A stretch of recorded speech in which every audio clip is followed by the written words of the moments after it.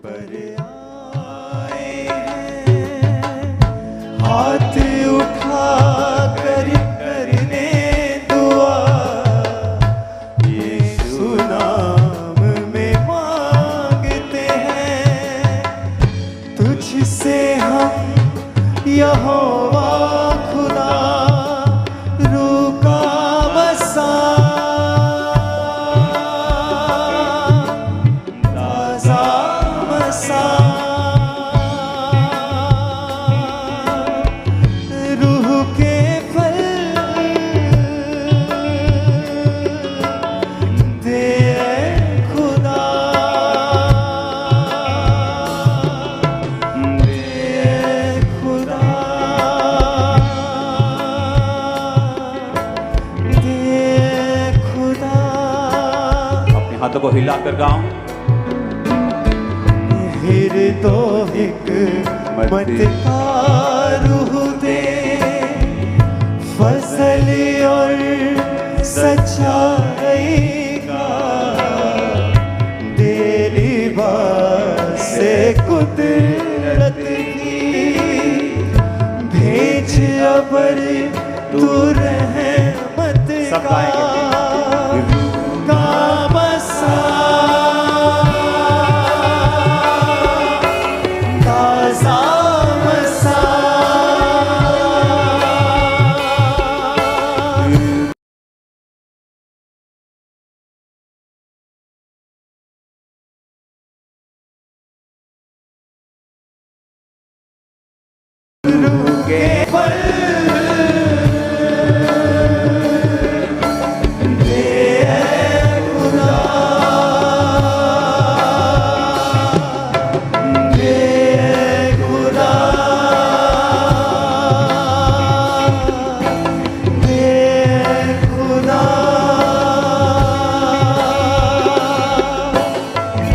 पहला दरसा है तेरा, पहला वक्त भी है तेरा, पहला दरसा है तेरा, पहला वक्त भी है तेरा। सबका हाथ को उठा के पहला दरसा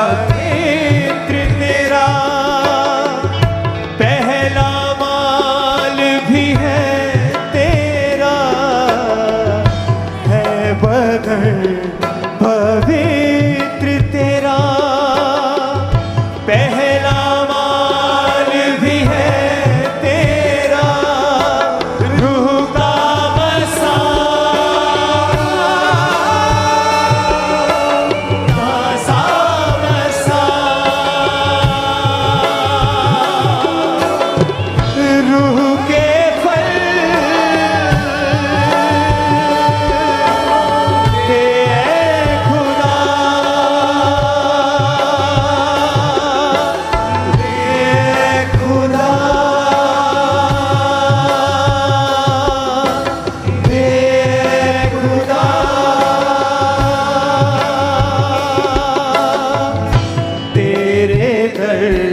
पर आए हैं, हाथ उठा कर करने दुआ, यीशु नाम से मांगते हैं। तुझसे हम यहोवा खुदा रूह का बसा,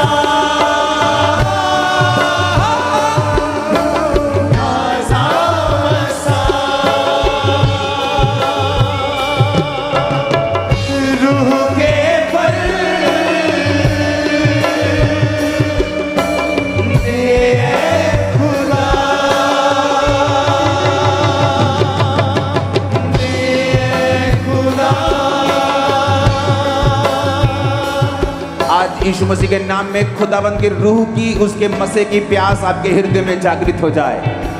ऐसे लोग जो सिर्फ हीलिंग के लिए, डिलीवरेंस के लिए खुदा के पास आए हैं, आज परमेश्वर का रूह आपको छुए, पवित्र आत्मा की सामर्थ आप पे उतरे, एक नई प्यास आपके हृदय में पैदा हो जाए, आपकी लाइफ पूरी तरह से बदल जाए। प्रभु यीशु के नाम में आमीन। चाहते ये बरकत आपकी होगी। आदमी का आमीन ऊंचा तो ये बरकत आपकी होगी।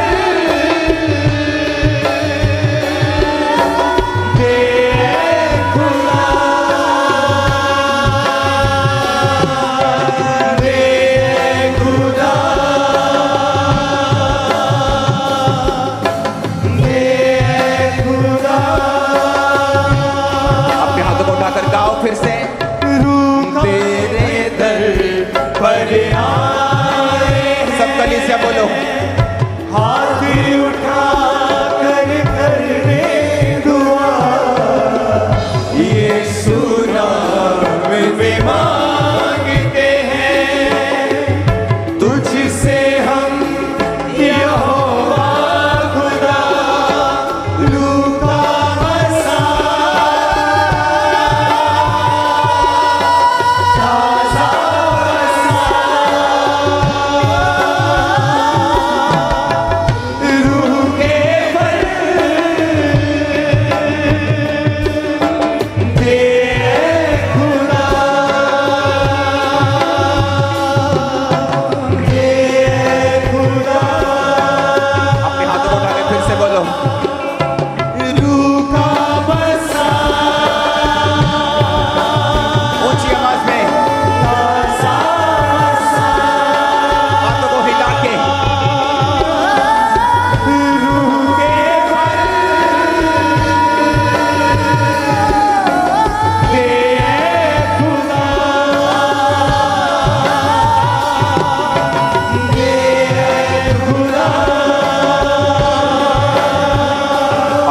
हिलाओ। Thank you Jesus.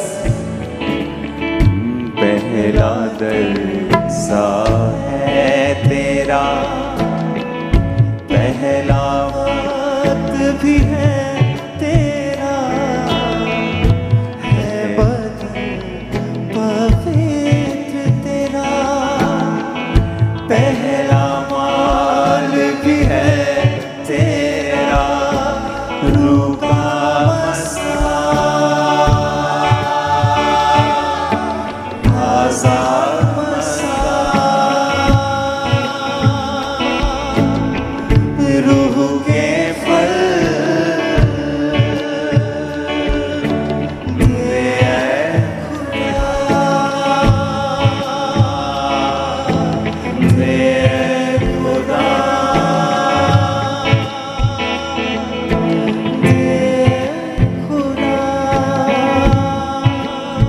उठाकर गाओ।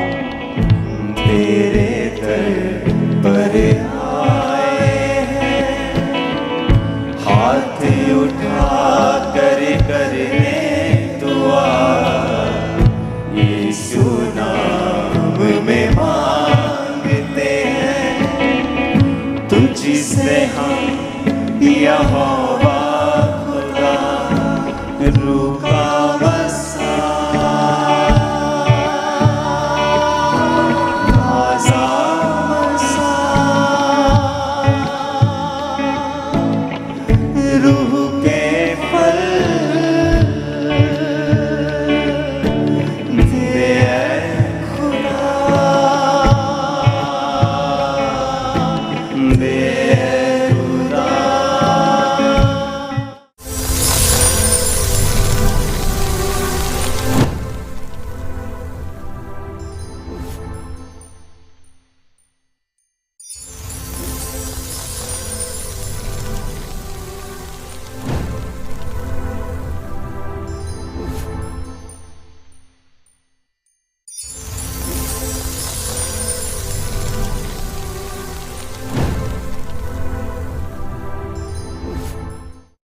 उठाओ। Thank you Jesus. खुदा बाप, तेरा पवित्र आत्मा आज एक एक जन को छुए। तेरा वचन इनकी ज़िंदगी में 100 का 100 गुना फलों को लेके आए। खुदा बाप, स्पेशल बाइबल टीचिंग इनके लिए नए रास्तों को, दरवाज़ों को खोलने का कारण हो। खुदावंद, ये तेरे वचन की नॉलेज से भरपूर होकर, मामूर होकर चलें। खुदावंद, ये अंधेरे में ना चलें। बाइबल कहती है तेरा वचन मेरी राहों की रोशनी, मेरे राहों का दीपक है, मेरे मार्ग के लिए उजाला। तेरे वचन को सुने और सेम ना रहें। पाक ऋतु बड़े कार्य हमारे बीच में कर रहा, उसके लिए तेरा शुक्र करते हैं। प्रभु यीशु मसीह के पवित्र और सामर्थी नाम में हम मांगते हैं, आमीन आमीन। Hallelujah. God bless you all. खुदावंद की प्रेजेंस में स्पेशल बाइबल टीचिंग में आपका स्वागत है। और मैं आपको बताना चाहता हूँ होली स्पिरिट के द्वारा कि जब कभी भी परमेश्वर ने आपको डिलीवर करना हो, वो अपने वचनों के साथ आपको जोड़ता है। जब आप परमेश्वर के वर्ड के साथ जुड़ते हैं तो वो अपने वचन के ज़रिए आपसे बात करता है। मैं बहुत बार लोगों को, अपने पास्टर्स को, सन्स को, स्पिरिचुअल डॉटर्स को बता चुका हूँ कि जब भी तुम प्रीचिंग करने के लिए जाओ, कभी भी बाइबल इस रीति से मत पढ़ो तुम्हें प्रीच करना है। बाइबल पढ़ो अपनी ऑन मेडिटेशन के लिए, अपने भले के लिए, खुदा के करीब जाने के लिए, उसको समझने के लिए। और तब परमेश्वर का आत्मा आपसे बात करता है और तब परमेश्वर का आत्मा भेदों को आप पर जाहिर करता है। जब आप वचन के साथ जुड़े हुए होते हैं तो परमेश्वर का आत्मा अपने भेदों को आप पर रखता है।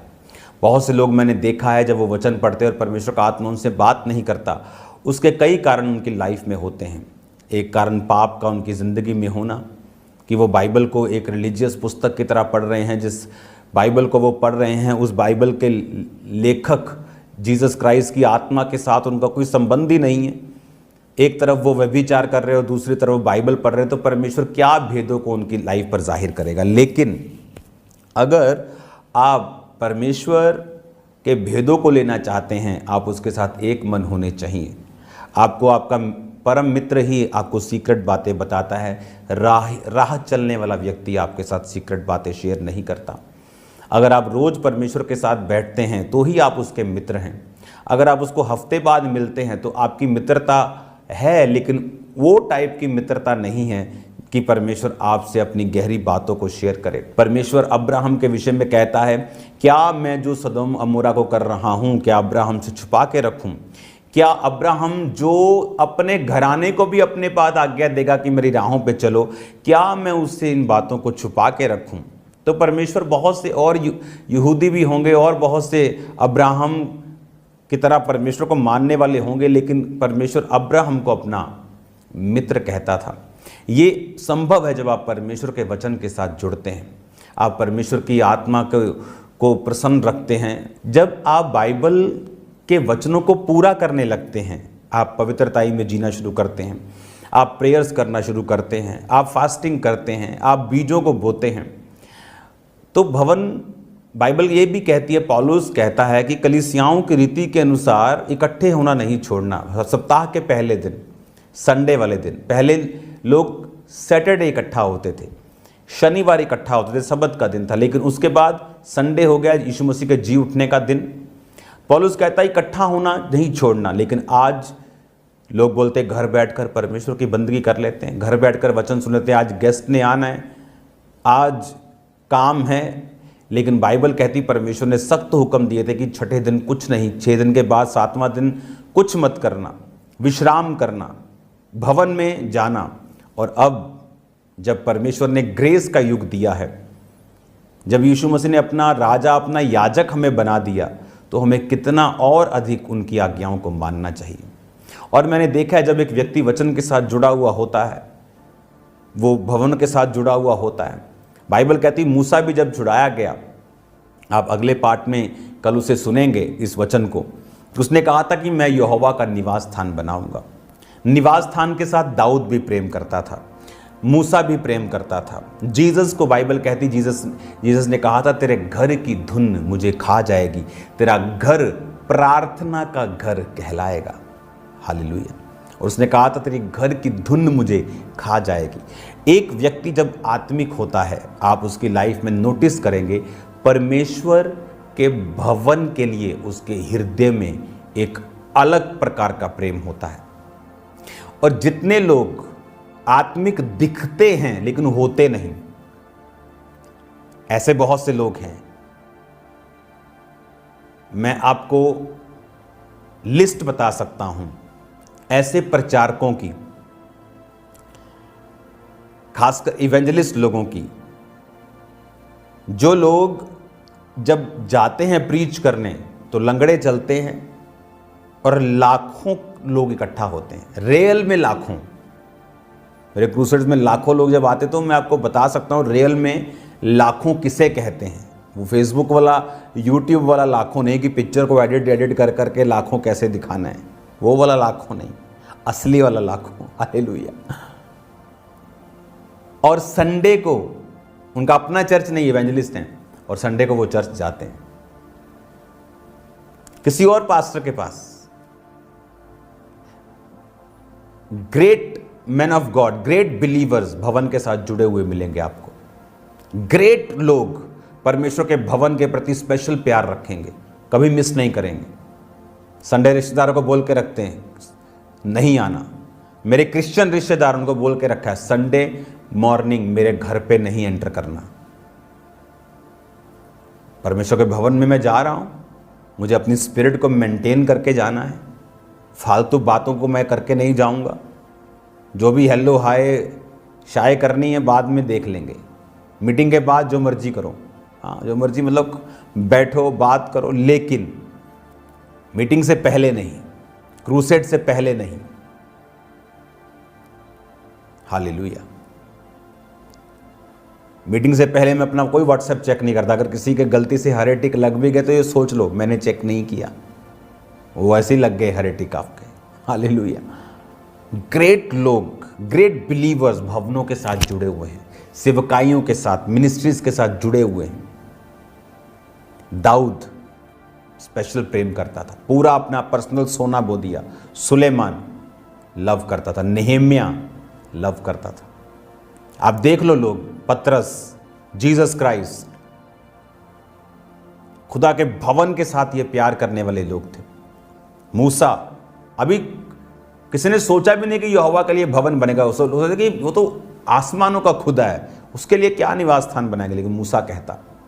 निर्गमन 15 उसकी अगर हम 2 आयत पढ़ेंगे, मैं कल इसके विषय में बोलूंगा, आप उसे पढ़ना। वहां लिखा है कि मैं उसके लिए निवास स्थान बनाऊंगा। हालेलुया।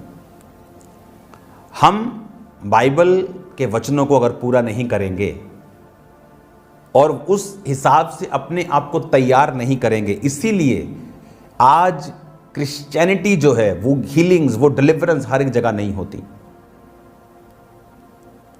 अगर आप फॉरेन में चले जाएंगे तो इससे भी कम आपको मिलेंगी जो इंडिया में है, कहीं कम। रीजन, आप बदलते जमाने के साथ बाइबल को नहीं बदल सकते, उसका स्टैंडर्ड वही है। अब आपने कई तरह की कम्युनिटीज को अपने में जगह देनी शुरू कर दी है। आदम आदम से प्यार कर रहा है। आदम हवा के साथ था, ना कि आदम के साथ। तो ऐसी बहुत सी चीजें जो लोगों ने एक्सेप्ट करनी शुरू कर दी लव के नाम पर, बाइबल में इसकी कोई जगह नहीं है। वो पापियों से प्यार करता है पर पाप से नहीं। हालेलुया। अब जो मैं आपको बता रहा हूं कि ग्रेट लोग, खासकर जिन्होंने डिलीवरेंस को पाया है या जिनके द्वारा भी डिलीवरेंस हुई है, खुदा के भवनों से प्यार करने वाले लोग थे। एक स्पेशल लगाव था परमेश्वर के भवन के साथ उनका। आप जानते हैं मूसा, उसके 2 बेटे थे, गर्शेम, एलियाजर। और जब मूसा 40 साल का था, एज ए प्रिंस, उठता भी था तो पांव नीचे जमीन पर आते थे तो सोने चांदी की तारे लगी हुई जूतियां उसको मिलती थी। रेड कारपेट बिछता था। छोटे ओहदा नहीं था उसका, लेकिन बाइबल कहती है कि वो चला गया मिधान देश में और भेड़ बकरियों को चराया। द मोस्ट डिफिकल्ट जॉब है ये। आज की तरह नहीं है जैसे आज चरवाहे क्या करते हैं। अगर आपके आसपास घरों के भी होंगे, सुबह जाएंगे, शाम को चरा के अपनी टेंट झुंड में वापस आ जाते हैं। पुराने टाइम में ऐसा नहीं होता था। भेड़े होती थी 5-5 हज़ार, 10-10 हज़ार। गए तो गए, 1 महीना चरा रहे हैं भेड़ों को, वापिस आएंगे तो धूप, पाला, बारिश, जानवर, रात का डर, सुबह का डर, जंगली, डिफिकल्ट जॉब मूसा ने की। 2 बेटे हुए। आप जानते हैं 40 साल का था जब वो गया, शादी हो गई, बेटे हो गए। 80 साल का जब वो छुड़ाने के लिए गया मिस्र में इजराइलियों को, हम कम से कम भी लगा ले उसका बड़ा बेटा 35 साल का है, इससे भी ज़्यादा होगा, क्योंकि इमीडिएटली उसकी शादी हुई और बेटे हुए। कि जब वो 80 का था तो उसका बेटा कम से कम 35 साल का था, बड़ा। जब वो सेवा करने लगा तो जब यहोशू, मूसा जब परमेश्वर के तंबू में होता था और खुदा उससे बात करता था, उसको लिखाता था, वो सुनता था, लिखता था, या कोई इजराइलियों में कुछ नया झगड़ा या बात होती तो परमेश्वर अपनी इच्छा उससे बताते थे, वो सुनता था और चला जाता था। लेकिन बाइबल कहती है यहोशू उस भवन को छोड़ता नहीं था, यहोशू तंबू को नहीं छोड़ता था। तो ये मत समझो कि मूसा के बच्चे छोटे छोटे थे, तो जब अगुवाई करने की बारी आई मूसा के बाद तो उसके बच्चे छोटे थे, इसलिए परमेश्वर ने यहोशू को चुना। 120 साल का था मूसा और उसकी आंखें धुंधली नहीं थी, शरीर का स्ट्रक्चर कमजोर नहीं था, क्योंकि परमेश्वर अभी उसको लेके जाना नहीं चाहता था। लेकिन उसने एक गलती की, परमेश्वर उसको लेके जाना पड़ा। लेकिन परमेश्वर ने उसको इस तरह से तैयार किया था कि अभी भी 30 साल वो कहीं नहीं जाता, अभी भी 25 साल कहीं नहीं जाता।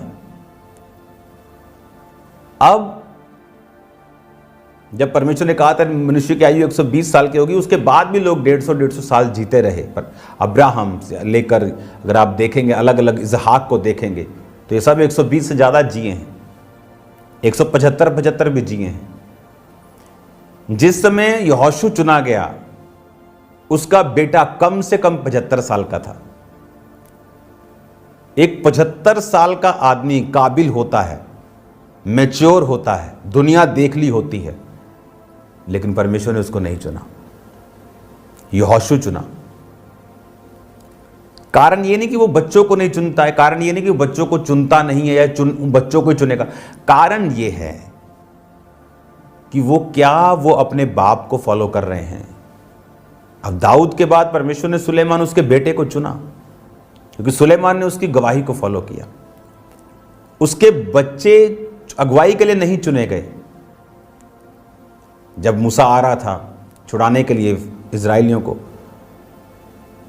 तो परमेश्वर ने रास्ते में मूसा को मारना चाहा, बाइबल कहती है। बड़ा इंटरेस्टिंग ये सब्जेक्ट है। और क्यों परमेश्वर किसी को मारेगा जिसको वो चिन्ह दे के भेज रहा है? क्योंकि बाइबल कहती है उसके पुत्रों का खतना नहीं हुआ था, तो उसकी मां ने उसके पुत्रों का खतना किया। वो छोटे नहीं थे तब, ये यंग थे, अडल्ट थे, अडल्ट से टप चुके थे, आगे थे। परमेश्वर पक्षपात नहीं करता, और स्पिरिचुअली अगर उनका वो स्टैंडर्ड नहीं था तो परमेश्वर ने उन्हें नहीं चुना मूसा की जगह के ऊपर। यहोशू चुना गया। क्यों? अगर आप उसकी लाइफ देखें, मूसा के चले जाने के बाद भवन से यहोशू वहीं रहता था, भवन के साथ प्यार। सुलेमान का परमेश्वर के भवन जाते वक्त 1000 और हजारों बलियों को चढ़ाना, प्रभु ने कहा क्या चाहिए तेरे को? हालेलुया। अगर आप विश्वासी हैं और आप चर्च के साथ प्यार, भवन के साथ प्यार नहीं करते, कहीं कमी है आपकी लाइफ में, शैतान कहीं काम कर रहा है। हालेलुया। तो अगर आप एक अच्छे बिलीवर हैं तो मेरे को, मैं आप गिनाता हूं, मूसा, यहोशू, गिन लो, नेहेमिया, एजरा,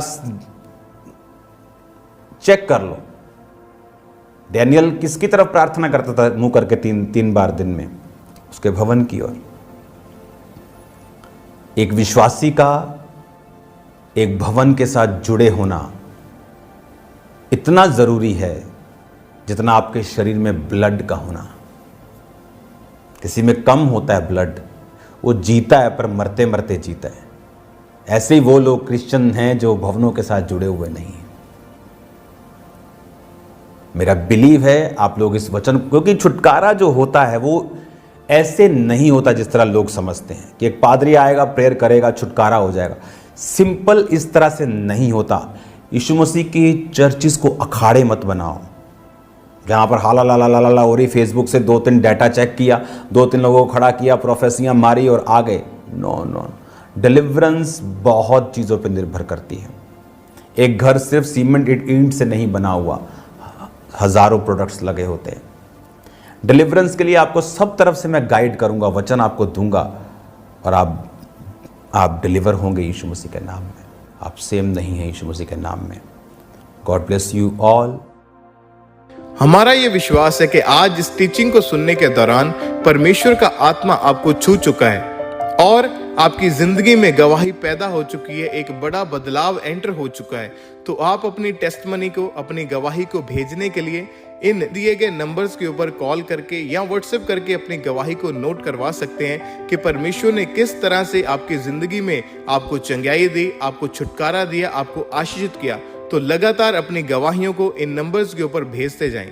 जिस तरह आपने परमेश्वर के गहरे भेदों को सुना, तो अब तैयार हो जाएं प्रेयर माउंटेन से होने वाली प्रार्थनाओं को ग्रहण करने के लिए।